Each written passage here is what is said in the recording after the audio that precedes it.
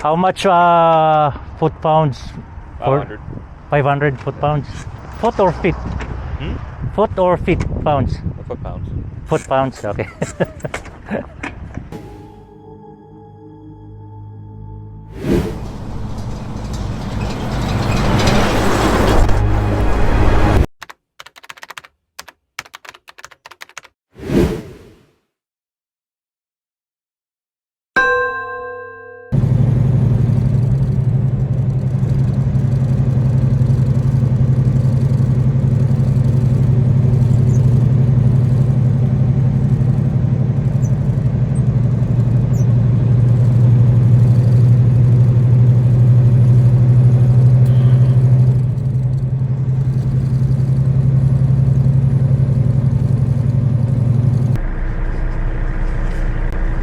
Good morning guys, today is Thursday.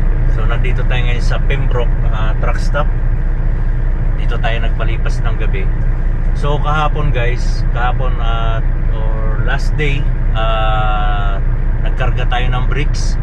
Then kahapon nagpa-service tayo ng truck sa sa Contrans. So whole day ako nasa shop nagpa-service ng truck kasi talagang will maintain yung mga truck nila dito, will maintain yung truck ng Kelsey. So sinerbisan lahat, everything chinek, pati yung trailer ko, chinek. Then pinalitan yung taillight, di ba? Sa nakaraang vlog ko mahina yung signal light ng kaliwa, mahina yung pero gumagana. Pinalitan ngayon ng bago. At yung dalawang gulong ko sa pop trailer pinalitan ng drum brake, brake lining, tsaka drum brake pinalitan, at isang gulong sa lead trailer. So binaklas yung gulong nung guys, binaklas. Ngayon dahil binaklas yan, mandatory natin yan ipa-retorque. After 100 km i-retorque yan. So meron tayong tag na kailangan i-retorque, nakalagay yan kung saan banda sa bandang gulong ng trailer ang i-retorque natin. Ito yung sa lead trailer, ito naman yung sa pop trailer.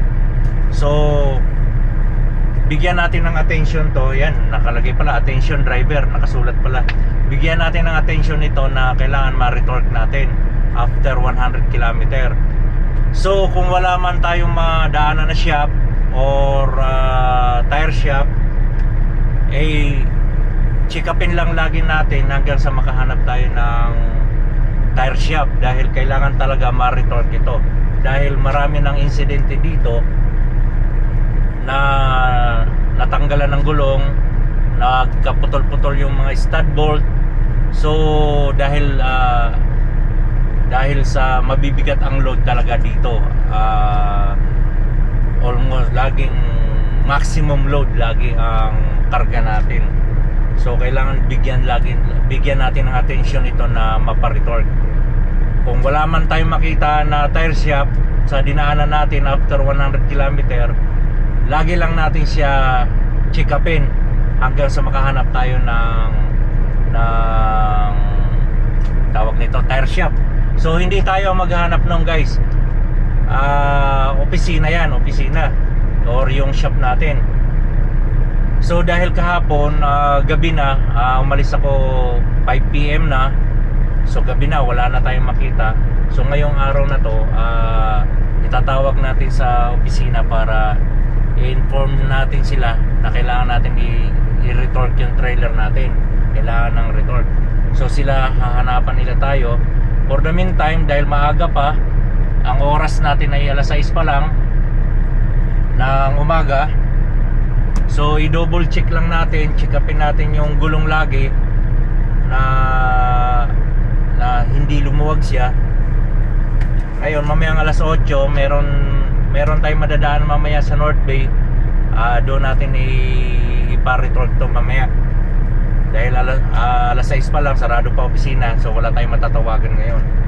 Or kung may matawagan man tayo, dahil may 24 hours service yung opisina, wala pang shop na bukas na gantong oras. So alas 8 pa yan. So for the meantime, takbo muna tayo dahil pag inintay natin alas 8, tatanghaliin naman tayo. So yun, double check lang natin yung mga lug nuts natin. So for now, mag-tire check muna tayo, load check, circle check, at double check din natin yung rim, kasi hindi ko naman nakalain, hindi ko rin na-experience na hindi nga naputol yung stud bolt, yung rim naman ang nabasag. So dahil winter ngayon, frozen yung mga natin, malutong pala ngayon ang mga natin, malutong. So pag nagkaroon ng crack yung rim, tuloy-tuloy pala yan, mababasag or hiwalay. Kaya double check natin guys, na pati rim natin obserbahan natin, dahil hindi man lang na hindi natin mapapansin dahil marumi nga yan, marumi. Pero busisiin natin, tingnan natin mabuti kung may pagbabago yung rim. Makikita naman natin na kung may gumuguhit na crack kahit marumi yan. So bigyan din natin ng attention yan, dahil may nangyari din yan, hindi na putol yung stud bolt pero yung rim naman ang humiwalay. So nawalan pa rin ang gulong. Kaya delikado rin pala, delikado talaga. Hindi siya katulad ng nangyayari sa atin na crack lang, di ba? Hindi pa talaga humiwalay, crack. So makikita natin, mapansin, basag lang yung rim, pero may nangyari pala dito na talagang na wash out yung rim, talagang natanggal, hindi na dumaan sa pagka-crack, ganon. Siguro may lamat na yon, kaya nagkatuloy-tuloy na. Mabigat din yung mga load natin, kaya be aware din tayo sa ganyan. Uy, putol, tulad nito, naputol na yung ko. Kaya be aware din tayo. So may nangyari na, kaya doble ingat na lang tayo, dahil mahirap na ma-involve tayo sa aksidente. Okay lang sana kung wala tayong madamay na ibang tao or ibang sasakyan. Ang mahirap niyan kung may madamay at matindi ang mangyayari sa kanila dahil kotse, tapos matuling tayo. Ang minimum pa naman na takbuhan dito 90 km per hour. So tumatakbo pa naman tayo ng 100, kaya napakatuling yan. Kaya ingat, doble ingat lang tayo. Sana wala tayong ma-involve na ibang tao o ibang sasakyan. At para wag nga mangyari yon, wag natin katatamaran yung mag-tire check. Hindi lang gulong ang i-check natin, pati rim, lug nuts. So tara, mag-free trip ako.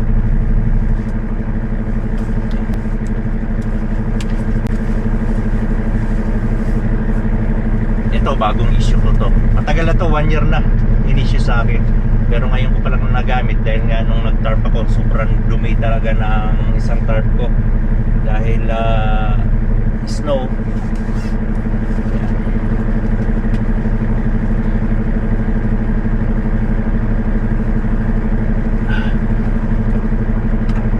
Kaya napaka-importante talaga meron tayong headlamp.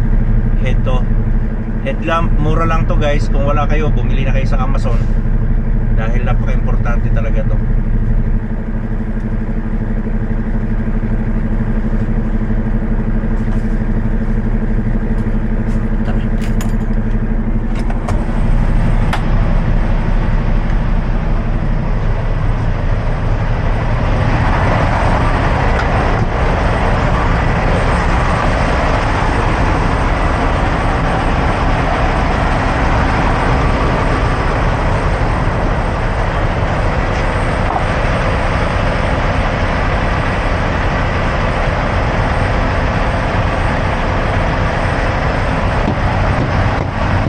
Lagi ko rin to chine-check.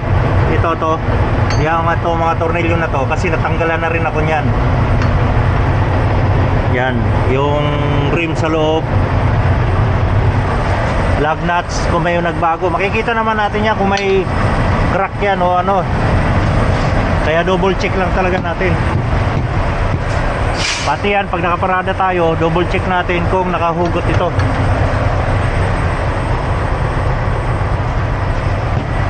Ito, mahigpit naman yung strap natin dahil bricks ito, kaya hindi na luluwag yan.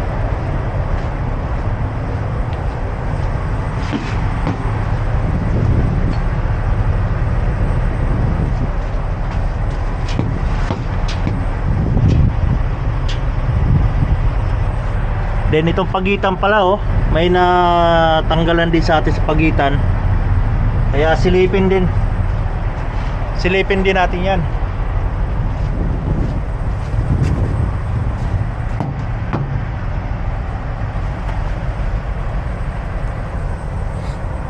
Yung pagitan din ng rim natin guys, silipin din pala natin yan dahil kahit nasa loob yan ay nababasag din pala yan rim. Kahit nabakal siya, nababasag kasi nawawash out talaga, natatanggal, humihiwalay sa lug nuts. Yung lug nuts buo pero yung rim humiwalay, basag. So okay lang yung panloob kasi hindi tatalsik, pero yung panlabas talagang napakadelikado dahil tatalsik yan, makadamay tayo ng tao. Alright.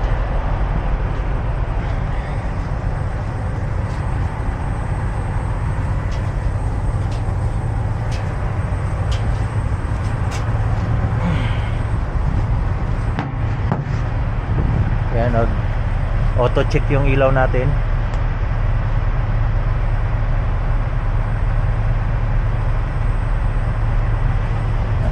Ito yung sinasabi ko na bago yung rim oh. Bago yung rim, bago brake lining. Kaya itong gulong na to, i-retorque natin yan.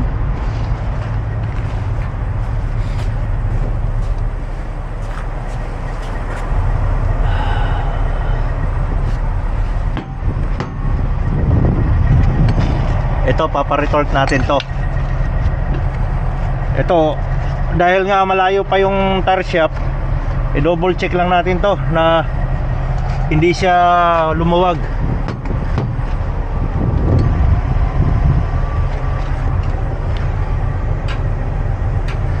Okay naman siya.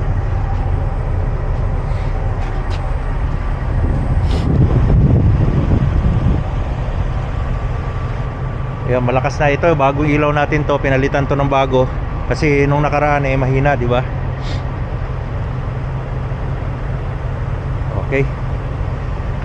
So itong isa, ito bago rin yung rim niya tsaka brake lining. So ito binaklas to. Kailangan maipa-retorque natin yan. Pagitan. So okay.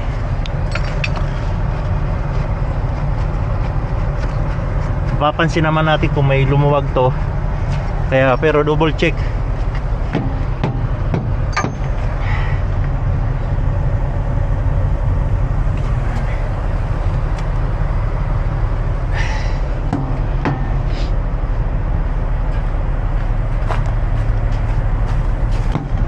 Ito yung ipapa-retorque natin. Ayan oh. Kalawangin na kasi itong ano. Ito bagong rim oh. Rim, drum brake. Kasi baka may lumuwag eh. Mahirap na. Okay, yung rim natin walang, mapapansin natin kung may crack, may guguhit yang ng ganyan.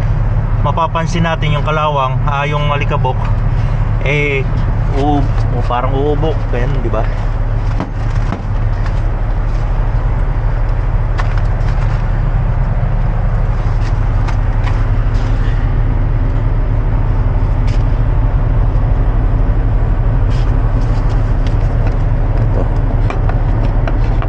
Dami lang.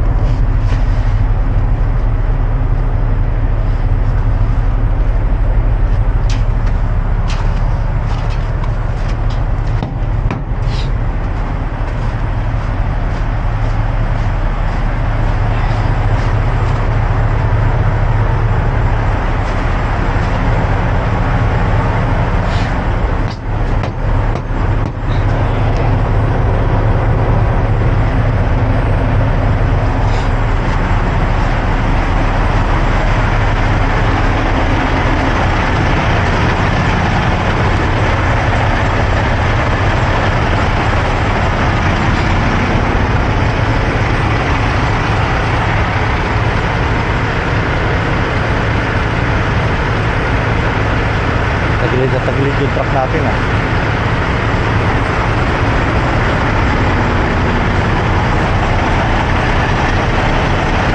Baka yung huli. Pero matagal ng tagilid talaga yan.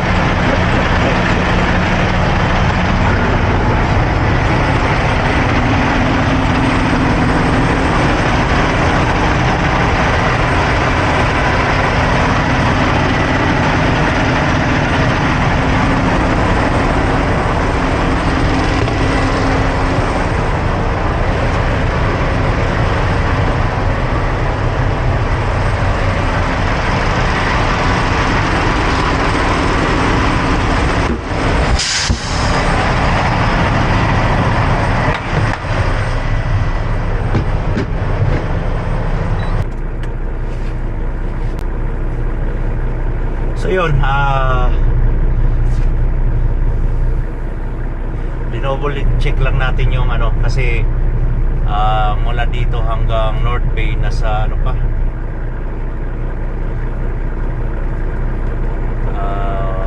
nasa 2 hours pa yan. North Bay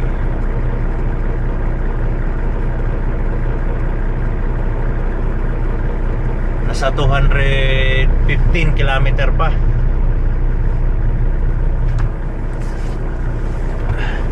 So mamaya alas 8 itatawag natin yan. Pero hindi ako lalagpas doon sa North Bay dahil nandun yung ano, yung suki namin na tire shop. So ganun lang guys, be aware tayo ngayon dahil maraming insidente na nangyari.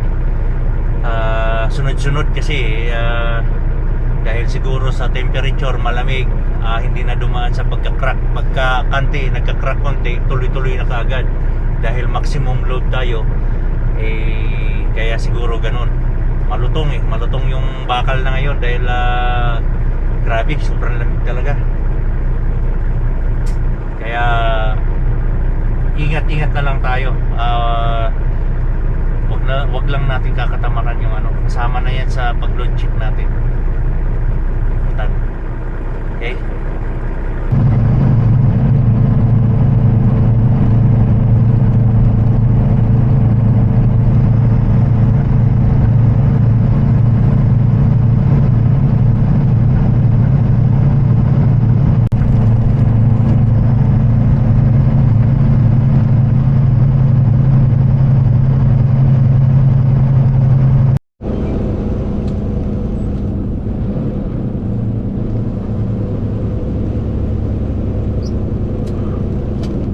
Magkambyo ng pako na relax lang, bawas ang kambyo, RPM, bawas splitter,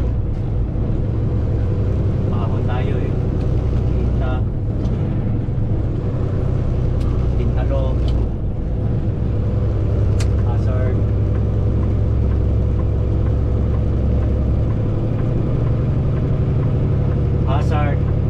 yan ay warning na slow moving tayo.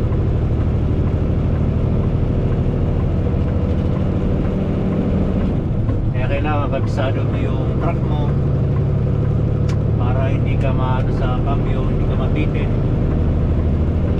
Dahil yung cambio hindi basta-basta papasok yan kung wala sa timing. Kailangan timing ka sa RPM. Kasi kung wala ka sa timing, yun ang nagiging dahilan na may struggle ka.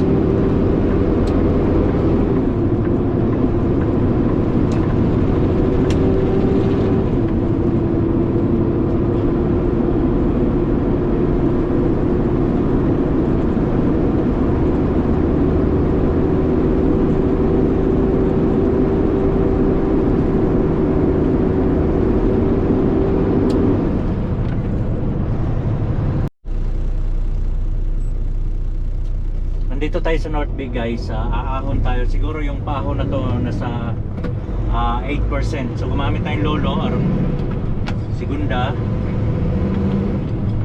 tercera,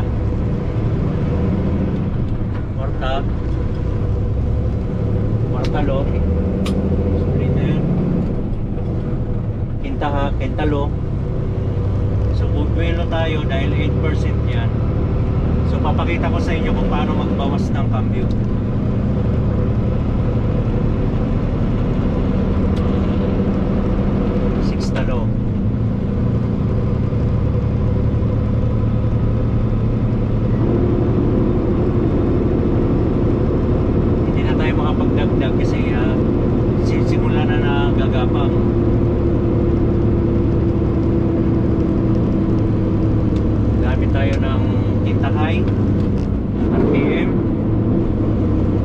Hazard, Pintalo, Splitter, baba tayo para Kwartahay. Kwartahay. Gapang pa rin, bawas tayo Kwartalo.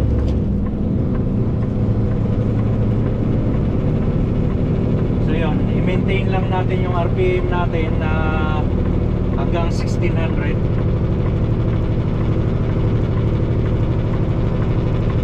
Kasi kung ibibirit din natin, hindi rin tayo makapag ano. Na bibirit ko, tatry ko dagdagan ng Kwartahay. Pero yun lang RPM natin hanggang 1800. Kwartahay. Ayan, pero wala na, sagad na yung ano natin. Bali, Kwartahay tayo. Ang Kwartahay nasa gear number 10. Ayan. Kung makikita nyo, ang speed lang natin maximum 28 na, oh. Ayan, maahaw na tayo.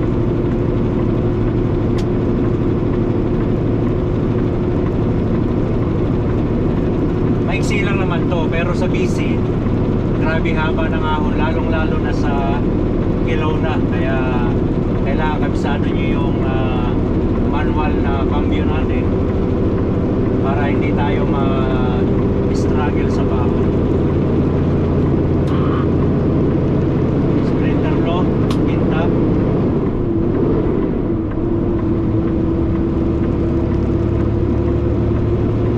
Basta relax lang, cool lang, huwag mataranta pagdating sa mga ahon. Kasi basta alam natin na kayang-kaya ng truck yan. Dahil yung load natin at yung makina natin nakadesign yan sa capacity ng load natin. Ang makina natin 500 horsepower, ang maximum load natin 45 tons. Load lang yung low para 6 na low. Splitter para 6 na high.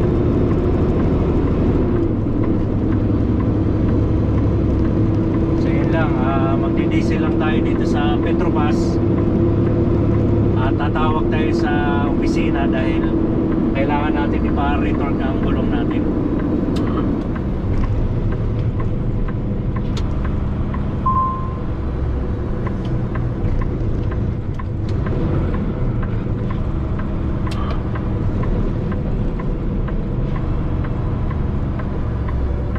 Kwartalo. Kwartalo. Logit. Tercera.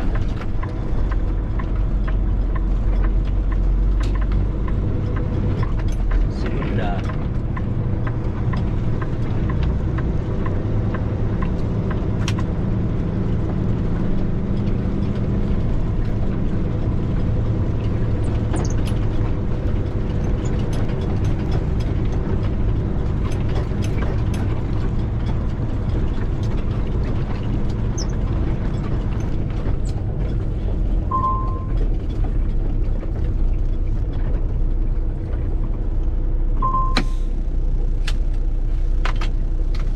Park muna tayo dahil tatawag ako sa opisina. Kailangan kasi itawag natin kung magpapa-retort tayo dahil sila ang magbubuk doon sa tire shop. Alright?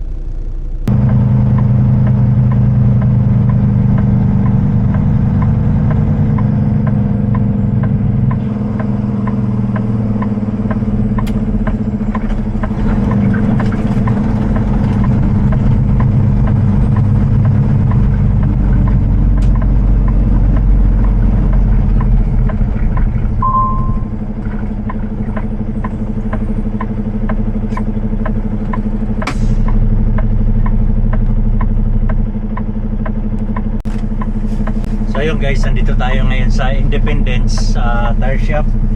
Magpapa-retort tayo.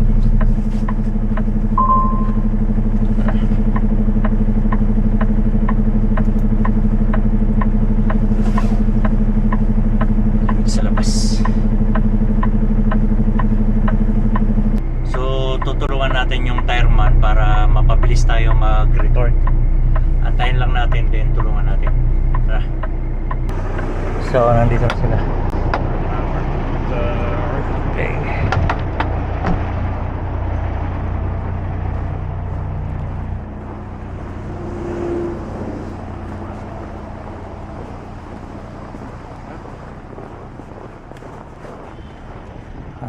Yeah. This one, the first one. Trailer. Oh, that one. Clearly that one was most enough. Dirty.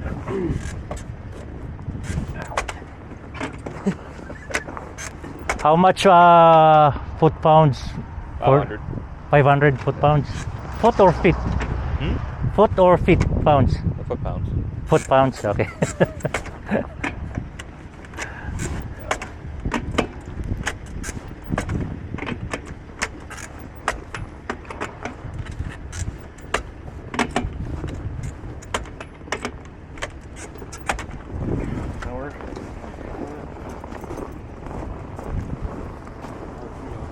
Hindi ko na sila matulungan dahil sila na mismo ang gumawa eh. Dalawa pala.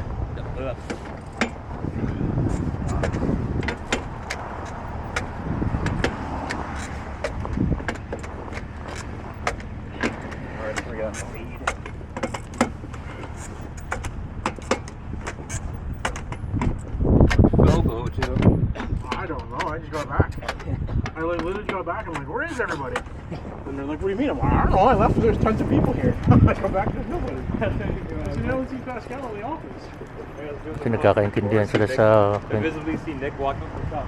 I can see him say, oh! Turns around, looks at me, and just pulls them off. That's funny. Like, everyone's gone. Get out of here.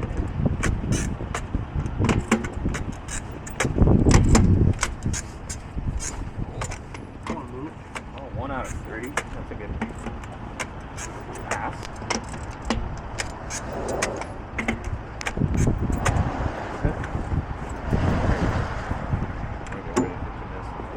Wasting half the day. I could have rent. You give me a copy or no need? Yeah, we'll get the front to give you a copy. Okay.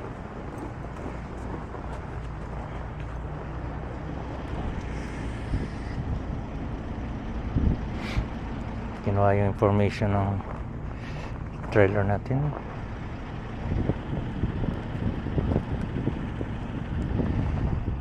Eh, yung load natin guys, pero maximum yan, mabigat yan.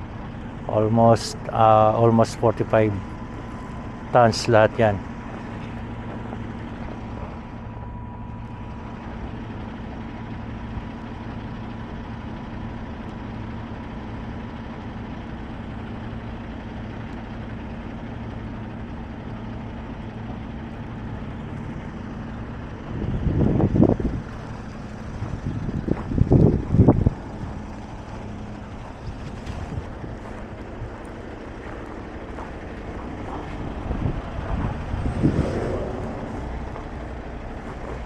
Kapalo.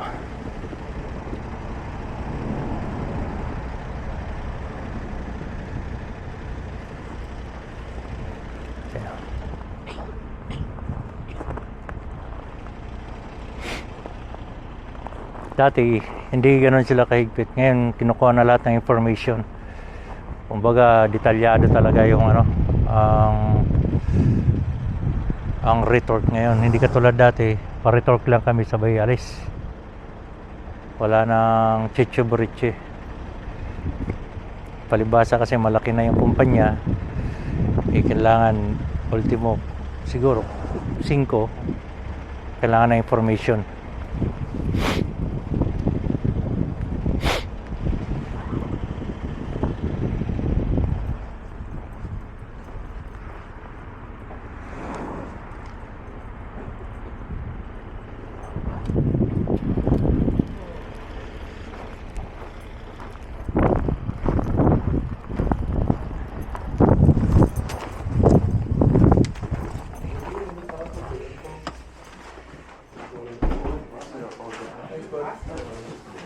Want to sign here on both Okay. sheets? Okay. Anywhere? On the bottom. Receive? Yeah. Because I manned up this morning, so. No, this is how I was. Who's that? Okay. Awesome. Okay, you're good to go. Ah, okay. Okay, thank you. Have a great day. Pirma na lang pala tayo. Hindi na kailangan ng copy. Sandang ka lang kapal, oh.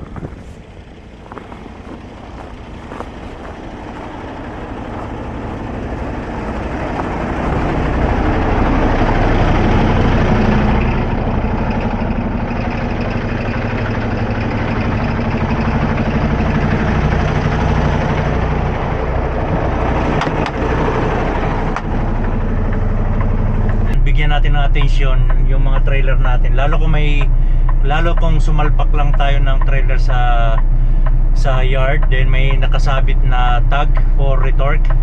Bigyan natin ng attention yun dahil baka yung trailer na sinalpakan natin hindi pa na retorque, kaya mayroon pa rin siyang tag kahit na marumi na siya, or siyempre kung ginamit mo yung trailer nagkadumi-dumi na yan. So bigyan nyo ng attention, baka hindi pa nila na-retorque kasi nandoon pa yung tag. Kasi kung napa-retorque na yung trailer na yon, tatanggalin na nila yung tag kasi papakita yan doon sa opisina ng tire shop. Kaya pag makakita kayo ng ganyang trailer guys, or kung nakagamit kayo ng ganong trailer, bigyan nyo ng attention. Ipa-retorque nyo na, wala namang bayad, as in pupunta lang tayo doon sa tire shop at ipapa-retorque. Hindi rin tayo gagalaw, nasa atin na yan kung gusto natin silang tulungan. Yun, para rin naman sa safety natin at safety ng iba. So yun, pay attention lang tayo. Okay? So ingat-ingat, drive safe at takbong pogi lang. Kasi pati ako ngayon, hanggang ngayon kinakabahan na rin ako dahil sa mga nangyayari sa kalsada na may mga tumatalsik ng gulong, sa truck stop na nakita na wala ng gulong, di ba? Nakakaba rin dahil ayokong mangyari din sa akin yan. Kaya doble attention na ang ginagawa ko. Dati tok-tok lang ng gulong, tingnan yung stud bolt. Ngayon pati pagitan ng gulong tinitingnan ko na ngayon, pati yung rim inuusisa ko na dahil na wawash out pala rin yan. Hindi katulad na pagkakaalam ko na pag may crack lang muna bago i-report natin. Hindi pala nangyayari yan sa winter na panahon, as in nawawash out pala yan, natatanggal pala talaga ng buo dahil sa malutong ngayon yung mga bakal. Alright, so yun lang.